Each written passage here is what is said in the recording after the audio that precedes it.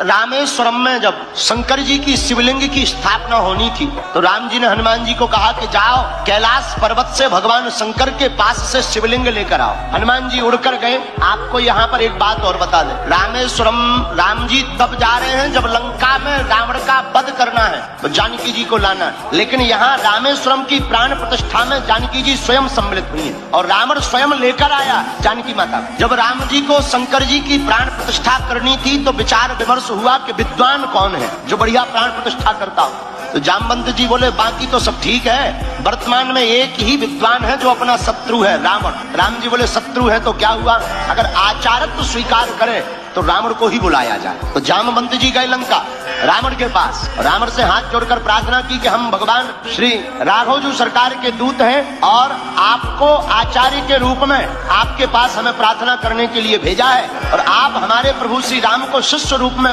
स्वीकार करो और भगवान शंकर की प्राण प्रतिष्ठा करवानी है शिवलिंग की, क्योंकि आप शंकर जी के बहुत बड़े भक्त। रावण तैयार हो गया। रावण जानता था कि वही राम है जिनको हमसे युद्ध करना है, जिनकी पत्नी का हम हरण करके आए। लेकिन रावण ने कहा जामवंत जी जाओ, आप अपने राम जी से कह देना कि पंडित जी तैयार हैं और यह प्राण प्रतिष्ठा करवाने के लिए रामेश्वरम आ जाएंगे। लेकिन एक बात बताओ, हमारे यजमान के पास सामग्री तो पूर्ण है, क्योंकि जो सामग्री पूर्ण ना हो वो पूर्ण करने की जिम्मेदारी आचार्य की होती। सामग्री तो पूर्ण है। अब जरा शब्द शैली पर गौर करना।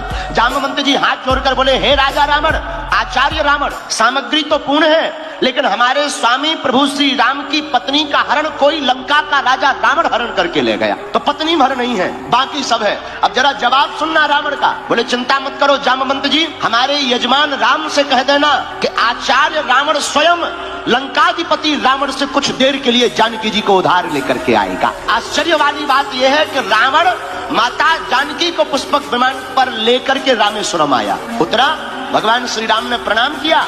भगवान राम से पूछा क्यों, सामग्री तो पूर्ण है। भगवान राम ने कहा हे आचार्य प्रवर, हे आचार्य श्रेष्ठ रावण, बाकी सामग्री तो है, बस पत्नी नहीं है, पत्नी के बिना यज्ञ अधूरा होता है। तो आचार्य रावण ने कहा चिंता मत करो यजमान राम, हम लंकाधिपति रावण से तुम्हारी पत्नी को कुछ देर के लिए लेकर आए। पुष्पक विमान पर श्री जानकी जी विराजमान। वापस आए, हनुमान जी वहां शिवलिंग लेने के लिए गए। मुहूर्त निकला जा रहा था तो राम जी ने कहा मुहूर्त निकल ना जाए, देवी जी कोई उपाय करो। तो माता जानकी जी ने अपने हाथों से शिवलिंग रेती का बना दिया और मंत्रों से आचार्यों ने ऋषियों ने रामेश्वरम की प्राण प्रतिष्ठा करा दी।